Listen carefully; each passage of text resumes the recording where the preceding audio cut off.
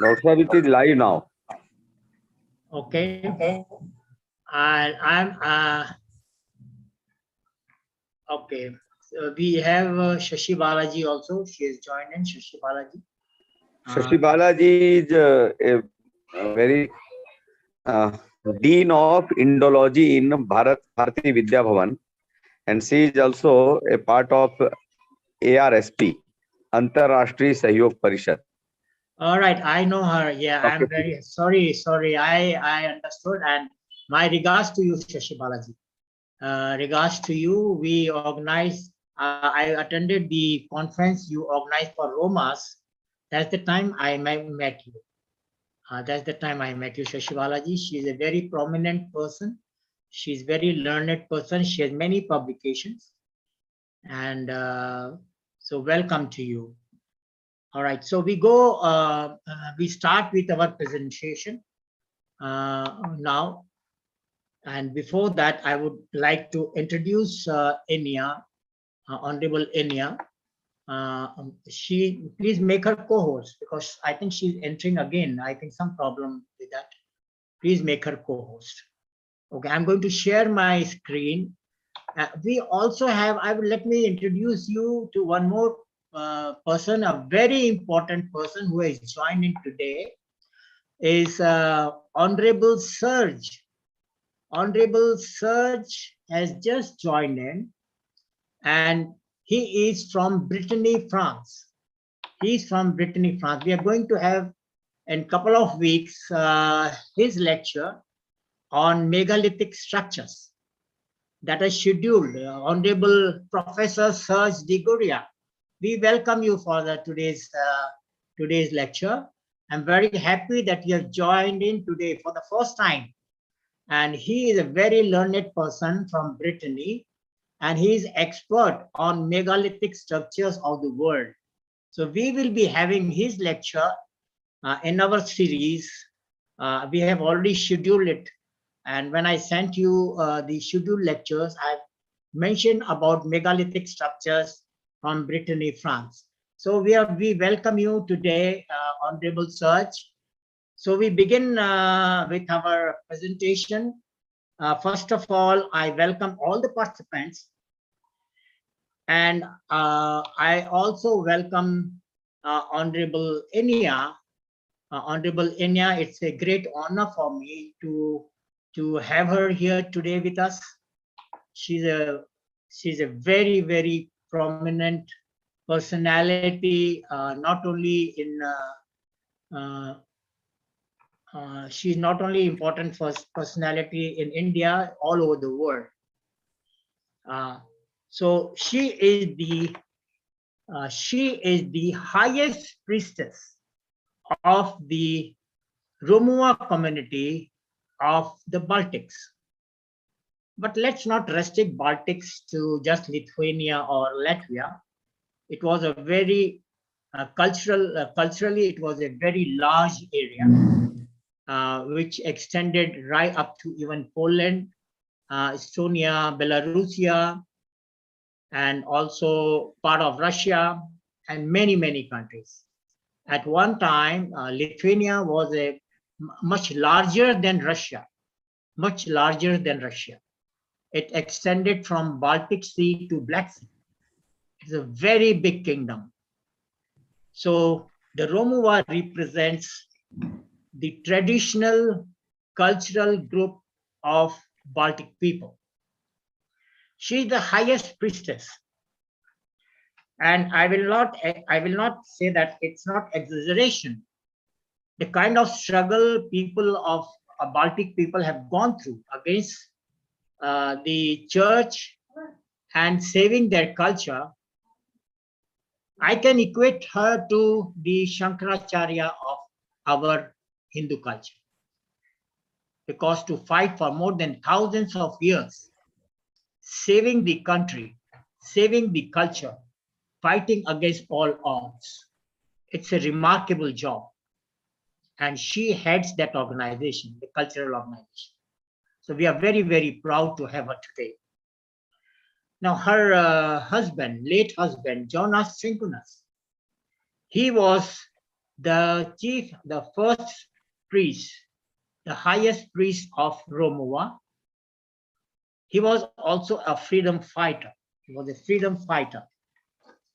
And that is the photograph, that slide they can show. Can you see the slide, please? Are you able to see the slide? Can someone confirm it to me, please? Can you see the slide? Yes, yes, yes, yes, we can see. Okay, all right. Now that is Jonas, and that's Honorable Inija. And Jonas Trinkunus was the high priest of Romua. And this is the photograph of Jaipur, Amir Fort. And when we took him there, all he wanted to have a painting, because there are many people who are selling paintings in Amir Fort. So he said, no, I don't want all this painting. I want the painting of Goddess Kali. I was really surprised why he is wanting to have a photo, why the painting of Goddess Kali, because then I came to know they worship Goddess Kali as Laume. And then you can see Inija too there. And he was awarded with the highest honor of Lithuania. You know, in the blue dress is the ex-president of Lithuania. And on the right is Jonas Trinkunus, and then on the left is Inija herself, and then her daughter. That is the time when he was awarded the highest honor of Lithuanian government. Now, this is why I mentioned to you that it's not an exaggeration, but she is like Shankaracharya of India, like Shankaracharya, the highest priest in India. We have most of the Indians know very little about Lithuania and the culture. You can imagine a country exists 4,000 kilometers away from India and save the Vedic culture. They openly, they proudly say that our culture is Vedic culture. And when I met Jonas for the first time, he shocked me when he says that we are Rajputs. I never heard any foreigner saying so openly that we are Rajputs and we have Vedic culture. Now, this is the ceremony after we lost Honorable Jonas. There is a similar process what we have in India to select and elect the high priest. So Honorable Inija was selected and elected officially as the high priestess of the Romova community. And they have a kind of a ceremony in which they have the fire worship. And it is done on a stone. You can see a stone right in front. It is a sacred stone in Villanos. And all the ceremony, the fire ceremony is performed there. There are few priests who perform the ceremonies, and then she is declared as the highest priestess. And then they march all through the city, and they climb up to a very ancient fort, which I will show you in the slide, where everyone, all the important persons related to Romua community, the priests, they all accept and go down to her, accepting her as the highest priestess. Now that's the photograph. I was very fortunate that I attended this ceremony. I was very, very fortunate. Now see, that ceremony is going on. See, that's the ceremony is being performed for Honorable Inija to be the high priestess of Romova. You can see this ceremony. You can see the fire also. You can see the fire. Now, while the ceremony, and the many people in India did not trust me when I said that there is a country with a Vedic culture. And I had to take few people with me to Lithuania to show them that yes, there is a country which has a Vedic culture. The language is Sanskrit. The gods and goddesses are similar. After the ceremony, you can see a gentleman in the middle. I'm on the extreme right. So he is the Pro-Vice Chancellor of Gayatri Parivar, the Ved Sanskriti Vishwavidyalaya, the Pro-Vice Chancellor, Mr. Chinmay Pandya. And I requested Chinmay Pandya ji that it's a great honor to be here on this occasion. And such a struggle, India is a big country, but it's a great struggle for the Baltic people to survive. Not only survive for the country, but also survive the culture. And so, on the spot, as soon as she was conferred, and as soon as she became the highest priestess of Romua, Honorable Chinmay Pandya ji, the Pro-Vice Chancellor of Ved Sanskrit University, in front of all the disciples, announced and conferred Inija with a doctorate. That was a great honor given to her by India and by the Ved Sanskrit University. And not only that, soon after that, the Gayatri Parivar at Ved Sanskriti Vishwavidyalaya, they opened a department of Lithuanian language also, which is still running. The department exists even today. And then you can see, I also have a very, very senior Pracharak, Ravi Ayerji, and we have a very, very senior Karyakarta who is from Germany, Ramesh Multani ji. He is from Jaipur. I requested him to attend. And on the extreme left is Mr. Rajendra Chaudhary. He was the Indian consular. And when I requested the Indian ambassador who was at Warsaw, Ajay Bisaria ji, he did not trust me either. So he sent the consular to go and see everything that's going on. And he saw everything. He saw the marriage ceremonies. He saw the ceremony performed for Honorable Inija to be the highest priestess. So it is wrong. And when he came back, when he informed the ambassador,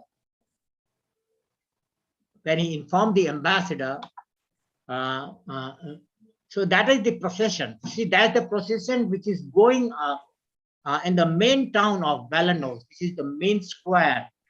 You can see that. And they are fire worshippers. So they are, apart from the various gongs that we are playing, you can see the fire being carried in front. The fire being carried in front. You can see, and that's the, that is his youngest daughter, Vetra.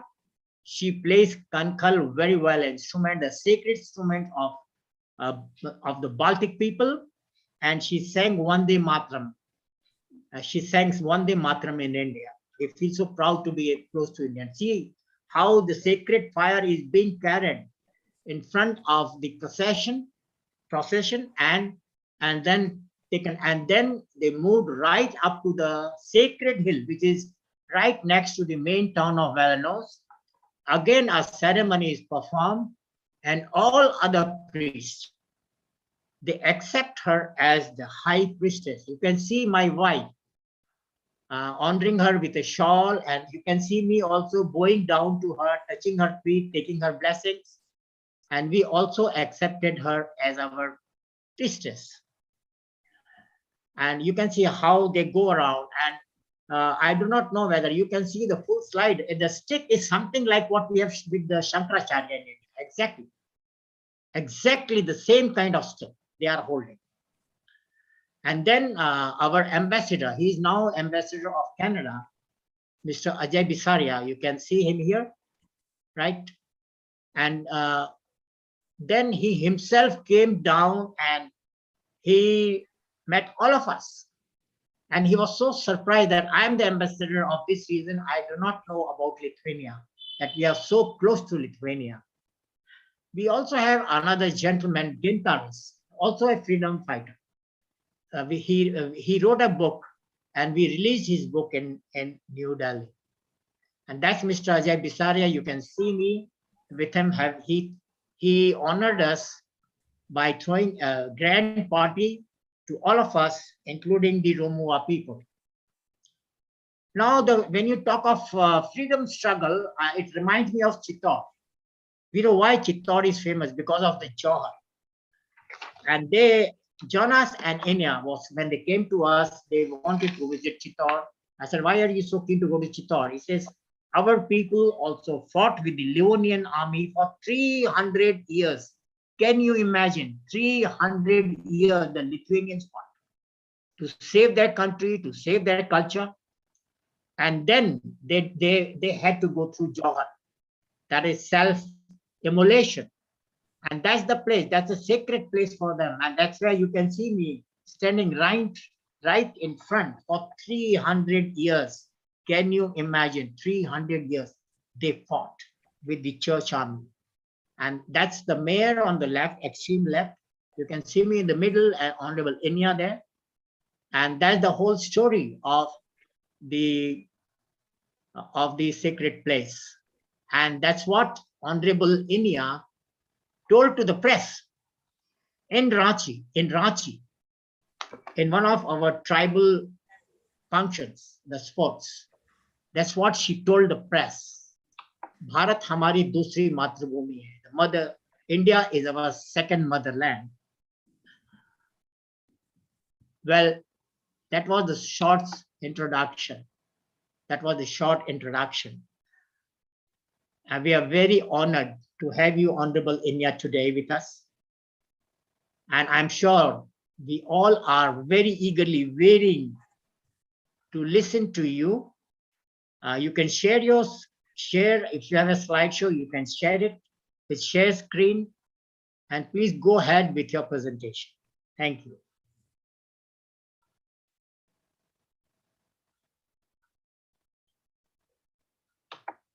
Inija, are you there? Yes, I'm here. Can you hear me? Yes, we can. Okay, that's good. I need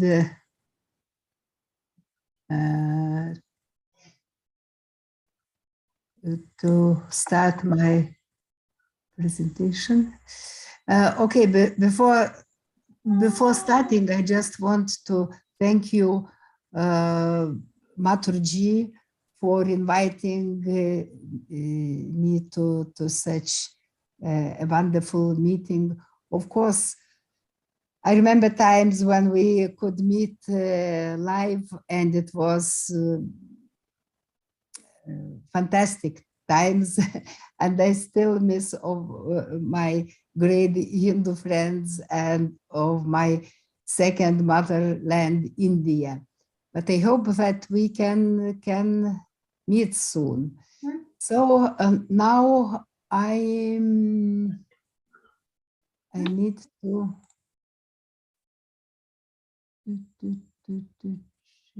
itself. Okay, it's not.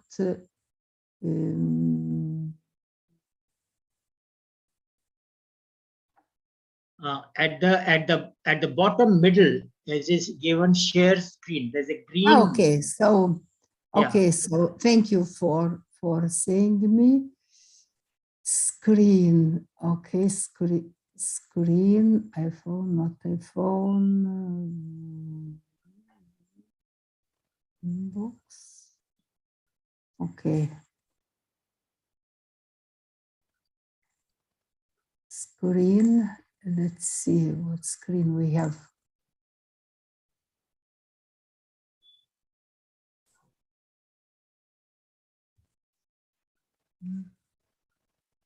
So do you see screen already?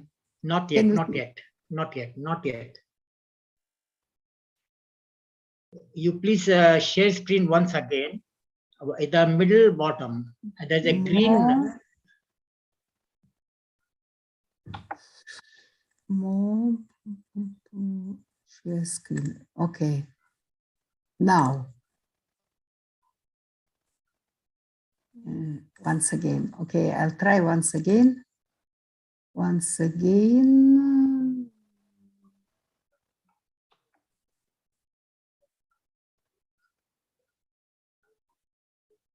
So now can you see now? Not yet. Not yet. Not yet.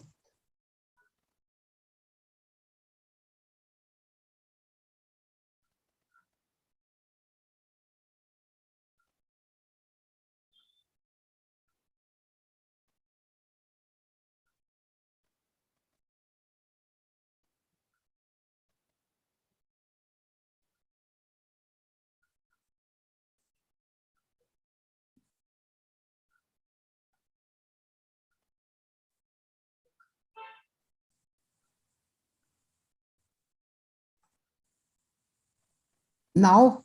Yes, we can see now. Yes. Oh, okay. So every time there are some problems.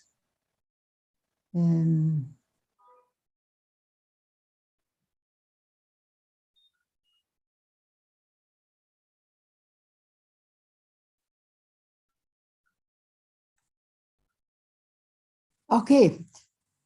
Oh, now you can hear me and you can you see the slide. Yes. Yes. Yes. Oh, Right. very good. Thank you for being so patient. So, okay, but it was not my idea to move so quickly.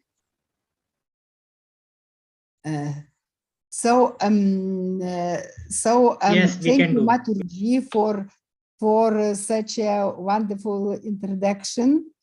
And I think that a lot of things, what I was prepared to present, they are already, they were already presented by you, Maturji, and maybe some things about I'll miss or I'll just skip.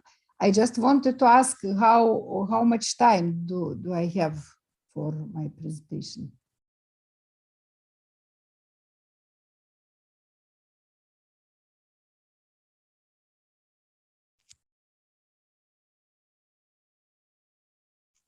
I can't be here actually.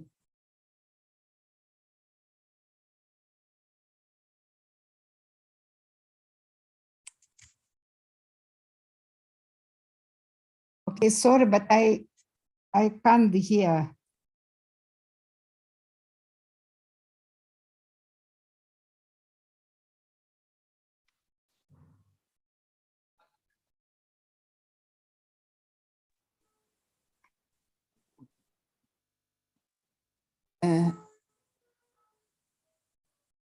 Can somebody say if you hear me and you can see? Yes, yes, we can hear you and we can see, listen to you, hear you. No problem. Yes. Please go ahead.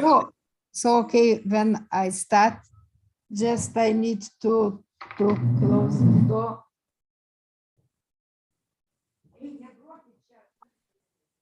You have 45 minutes, ma'am. 45 minutes, 50 minutes you can take. Yes. I am here and I start talking about Romova, indigenous Baltic religion. Why indigenous? Why I need, we Romova people need to stress and to say that we are indigenous. Why we need to repeat? Because still in Europe and still in our native country, we are not feeling, you know, as having full rights, and we are not feeling that our religion, our faith is in such honorable place and in the main place as it was hundreds of some hundreds years before. So I start from very short history, saying that Romova religion embodies the oldest religion in Baltic region, which has no beginning dates recorded history and extends its spirit indefinitely in Baltic culture. So one more sentence that needs to be said, that this religion has no human found in no major scriptures. It is based on folk beliefs, myths, and folk songs. As already Matur Ji have said and pointed a lot of times, so that it's about fire. Fire in Lithuania we call ugnis or agni. It's a very old Indo-European word, and so every time when lighting a fire, we remember that we are brothers and sisters, and that we have the real connections that we had in ancient times, and I am proud that we have still good connections, spiritual connections in nowadays. Fire was secret and eternal. Tribes had official sanctuaries on high hills where fire was maintained, guarded by priests, and in each house was a sacred hearth in which fire was never extinguished. Now about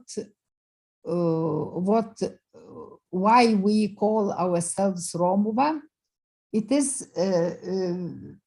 because of the name of sanctuary that existed in Baltic lands, former Prussia, and here Romua sanctuary existed, which was revered by all Baltic nations. So Lithuania resisted the Christian aggression, but was constrained to accept Christianity in 1487, politically for surviving. It was only in 1487 that the sacred fire was extinguished in eastern, 1413 in western Lithuania. At first, these changes affected principally the nobility, but the conservative Lithuanian population maintained the traditions of their ancestors and secretly worshipped their gods for several centuries more. And even in the 17th and 18th centuries, when Lithuania was already Christianized, Jesuit missionaries pointed out in their reports the lamentable state of affairs. They said peasants did not attend churches, did not accept the Holy Communion, and the superstitious and barbaric rituals were still alive. So when we are presenting Lithuania to foreign countries, to the world, often there is it's underlined that Lithuania was the last country in Europe to be Christianized. Now about some facts about the revival of Romova. Attempts to restore Lithuanian Romova's religion started in the 19th century, and the contemporary Romova movement started its activities in 1967, was suppressed by Soviets in 1971, and was persecuted until we got independence. And still when we got independence, We were registered as a religion community in 1992. So what is important to say that people of the countryside still retained the ancient traditions, and in the middle of 19th century, when folklore began to be systematically collected, and even in the 20s, when after World War II, in the 1950s, the students of Vilnius University began to write down folk songs and tales, a rich spiritual tradition still thrived in the villages. This tradition inspired them, and including myself, to restore and consciously continue our ancient tradition, to publicly perform such ceremonies as honoring the sacred flame, the sacred fire. And here you can see some photos from our summer solstice celebrations on the sacred hills.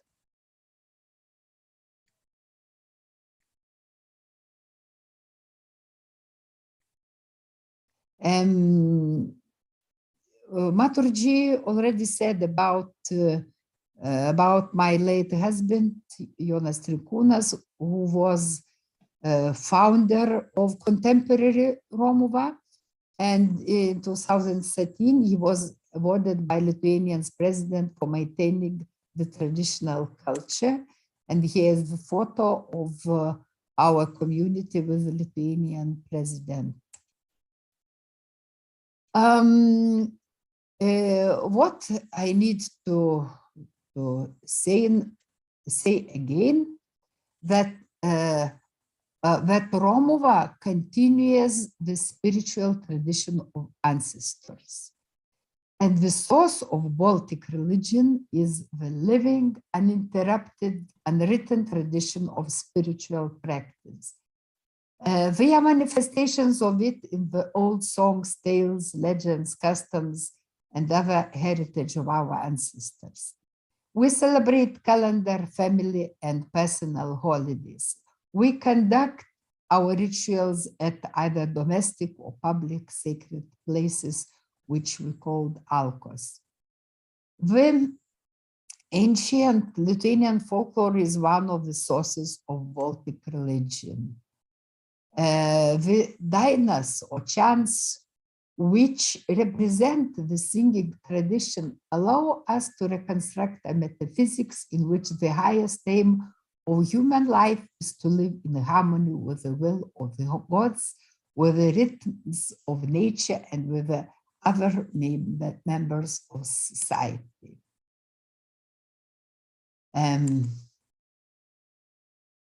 So when talking about unbroken spiritual tradition, I want just to present one of the important books for us. It is written by scientist Laurin Kiene, and it is about Earth goddess and her mythical world. And why I am telling you about this book? Because in this book there are evidences of praying to the Mother Earth till the 20th and even till the 21st century. And there is just the short description, it's recorded in recently, that upon completion of the cutting of the rye, offerings would be made to Jemina, the name of Earth goddess. In the field, a bed of uncut rye was left. The area was weeded out. It was braided into a plate, wrapped, and a stone was placed on top. This was to ask the earth to be fertile. So underneath it, people usually placed bread, salt, so that Jemina, the earth goddess, would be reborn next year that the strength of her yield would be revitalized and given to everybody.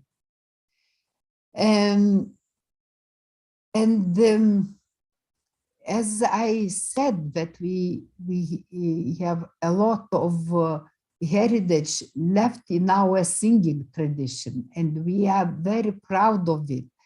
And in Lithuania, we have almost 1 million folk songs.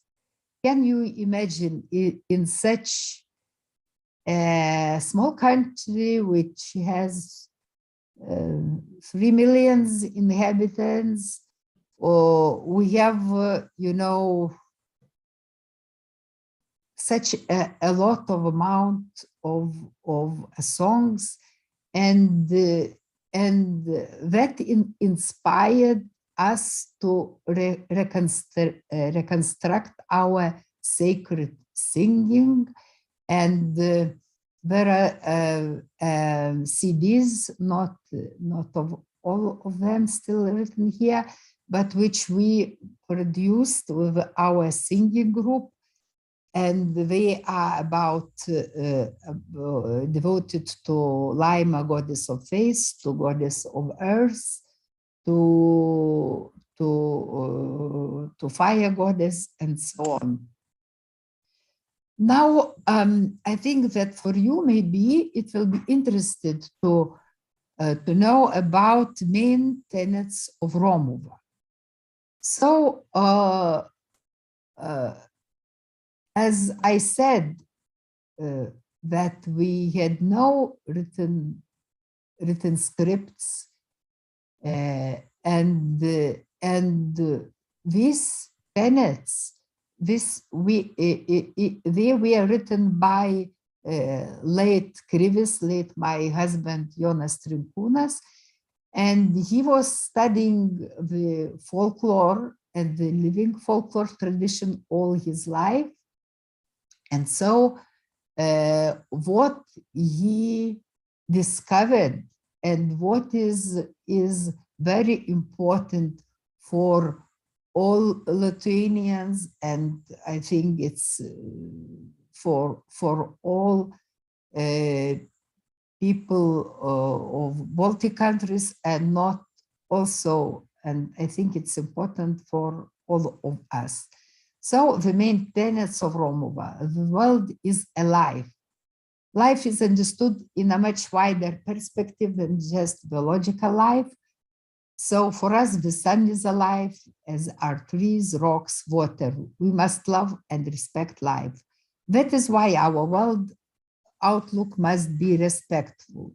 The ancient Baltic religion is a religion that respects life. Darna, the rule of harmony. We have word Darna,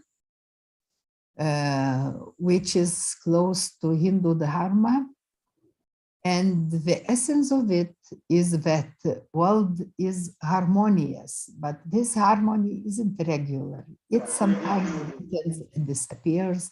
Therefore, it is important to hold on to it, to create and expand it. A person's duty is to reach for harmony, to protect it, and harmony, or Darna in Lithuanian, is the basis of our ancient culture and religion. And the man lives and the world exists due to harmonious interactions rudimentary to life and through man's and nature's. So another tenet is that we honor gods and goddesses, and I'll name the main of them. They are Greek deities Dievas, or Pramžius, Perkūnas, Žemyna, Laima, Saulė. But the world is varied, and many powers and deities work within it. So people hold on to tradition or choose what is nearest and dearest to them personally. The deities are associated with nature, but they are invisible, supernatural. The gods and goddesses can be associated with a particular place, with the traditions of the place, and even with the historical events.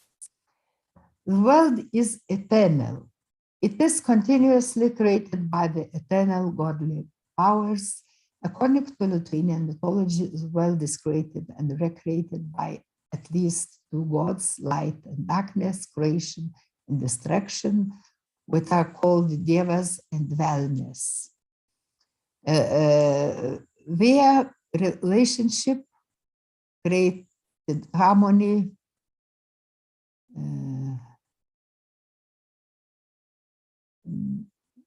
and vitality. Nature is supposed to be sacred, and sacredness is the most perfect characteristic of life.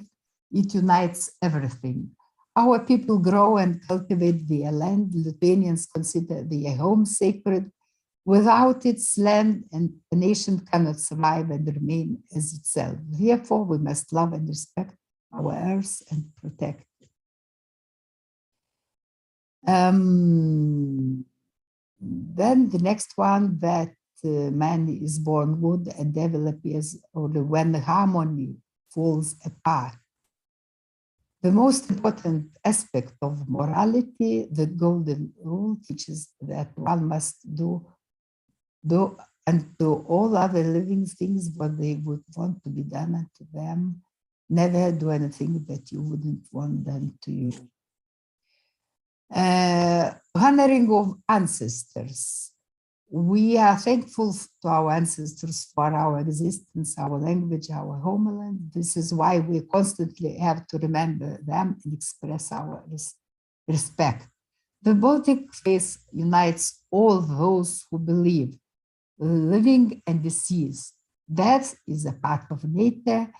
When body dies, the soul can continue on by moving into another form. After death, the spirit joins the rest of our deceased family, and during the rituals, the dead and living meet. And the rituals for the honoring of ancestors, we have almost, I think, in all of our ceremonies. Now you can, as I said, in nowadays we perform more and more wedding, child blessing rituals, and there will be several slides with our wedding rituals.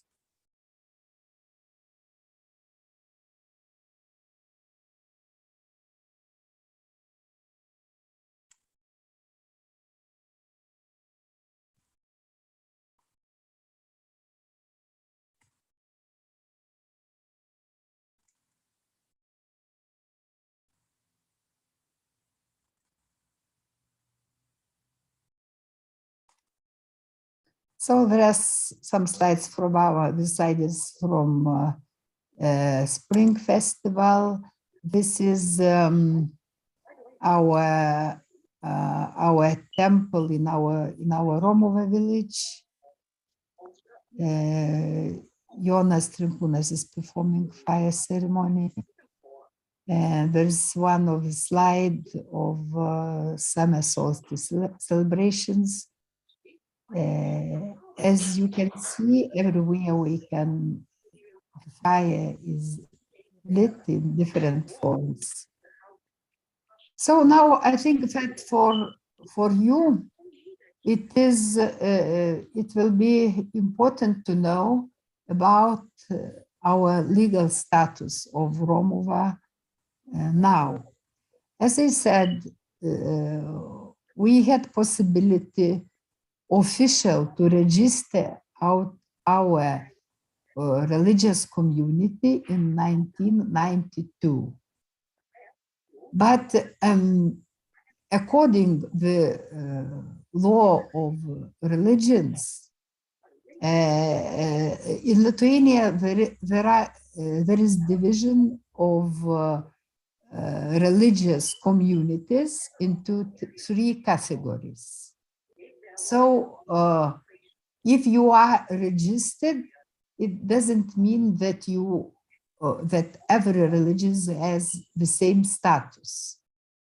So the highest status has 3 religious communities, and all of them are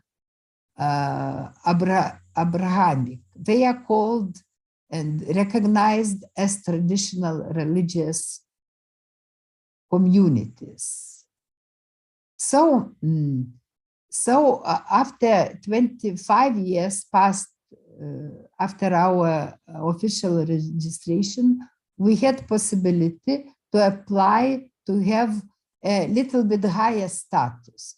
That means not traditional, because we can't apply to be traditional in our country, because this place is already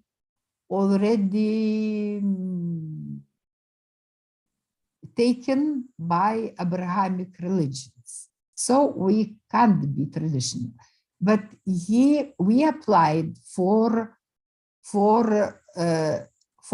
our recognition, because the second level is communities, religious communities that are recognized by state, but they are not traditional, but they are recognized. We are called now not traditional and not recognized by state. So we have 2 negative connotations. So, and it was in 2017 when we applied, and in 2019, Parliament voted against the recognition of Romova, because it's Parliament job to vote for or against. So, and it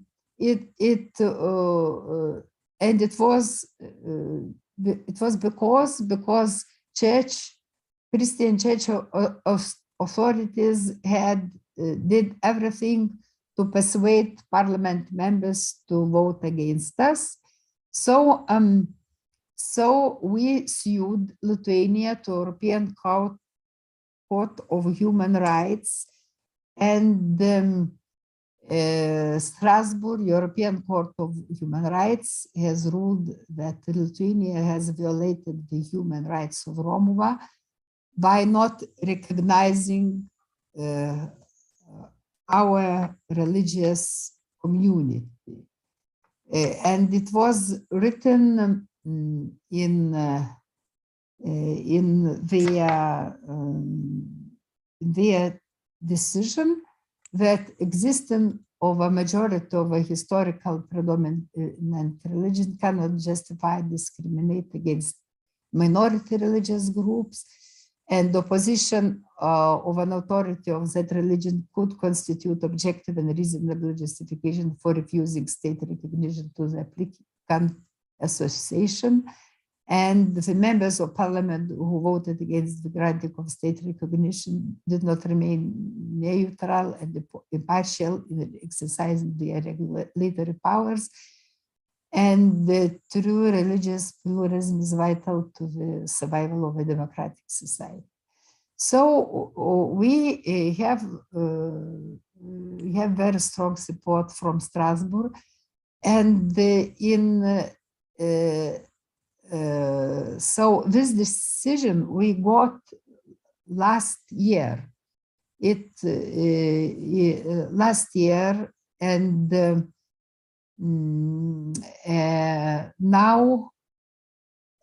now we are applying again for this recognition, but now the ruling party is Christian Democrats. So they are even more against us that previous party who was ruling. So I don't know what will be the result. But anyway, we'll proceed our fight, And in any ways, concerning publicity, anyway, we get a lot of publicity, a lot of support from simple Lithuania people, even if they say that they are Christian, but they see that such an injustice so still exists in Western democratic country. So thank you very much for listening me. And I just wanted to say that I have problems with hope that you hear my speech well, but now when it's what sounds are going from my computer, so I need to launch to close this my screen and launch from another device. Already, if it is okay for you. Yes, it is okay. No problem. I leave this.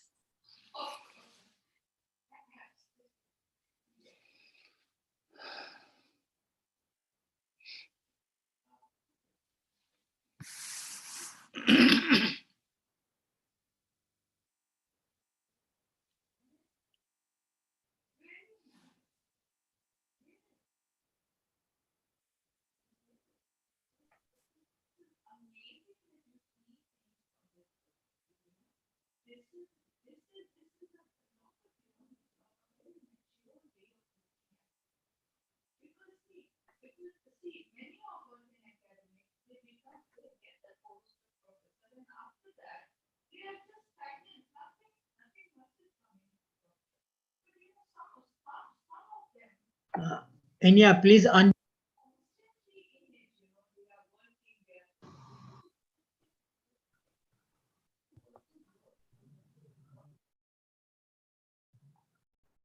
Labai ačiū, Inija.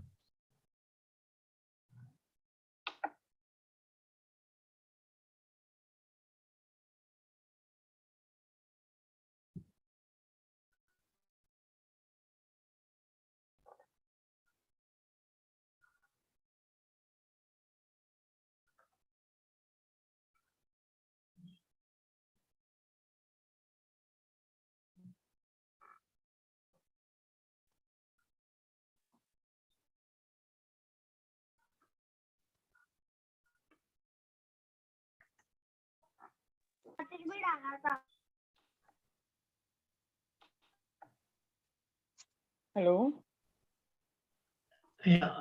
I think her Inija. computer has been restarted. Okay, we'll wait for some time. Okay.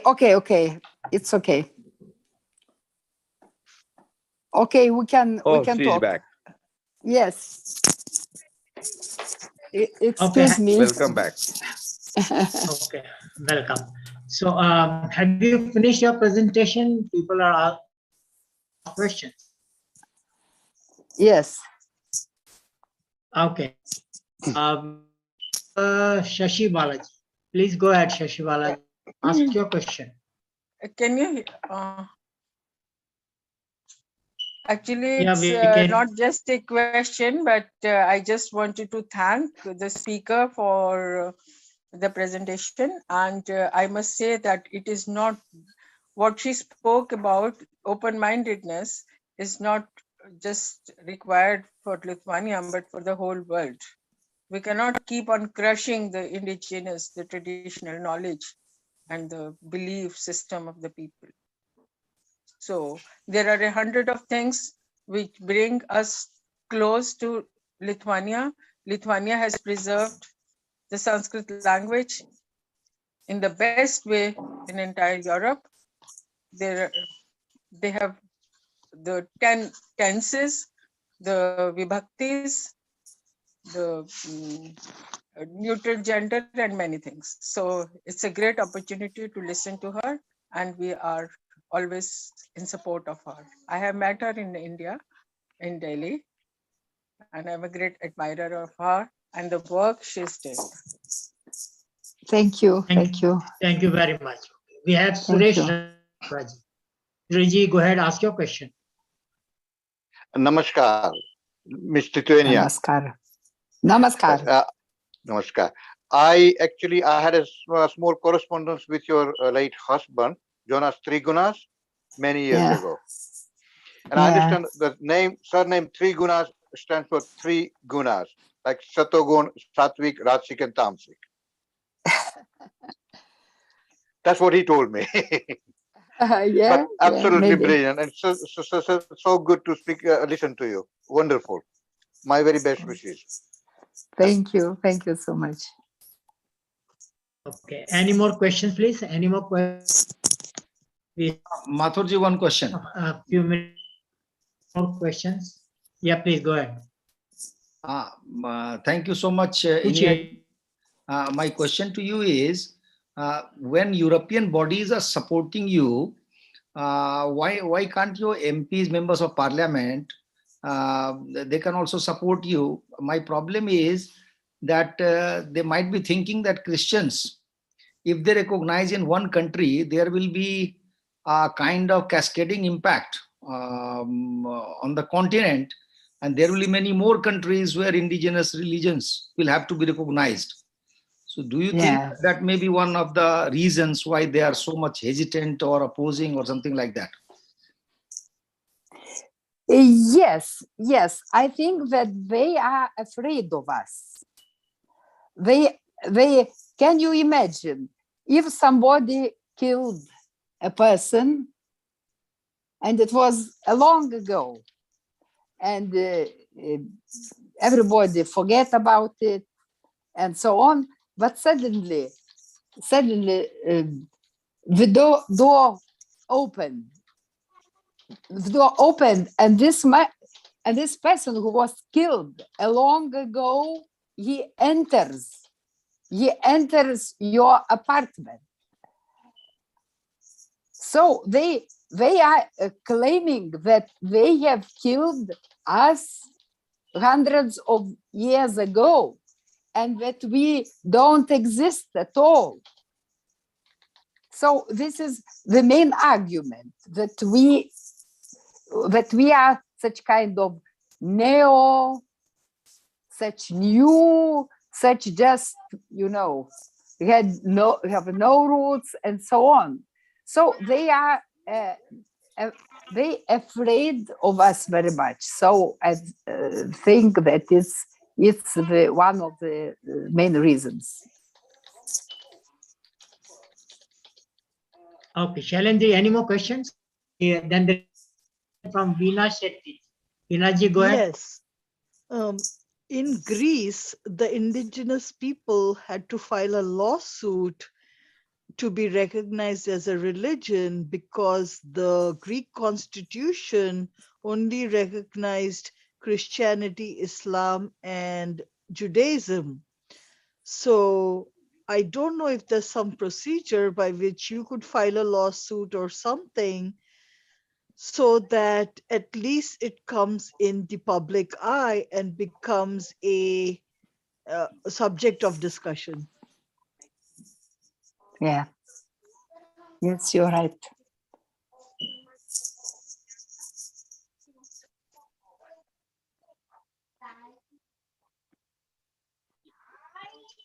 Thank you very much. I think there are no more questions. So I would like to thank Honorable Inija once for kindly for accepting our invitation on this webinar. Such a wonderful presentation and eye opener for many people. And this has already gone live. And it is wonderful to see you once again, Inija-ji, and we are looking forward to your visit to India as soon as the corona epidemic subsides. We are really Yes. waiting for you to come. Thank you very Yes. much, and Thank you. ev- Thank you. everyone who have participated today. Namaste. Namaste. Namaste. Labai ačiū. Ačiū. Paldies.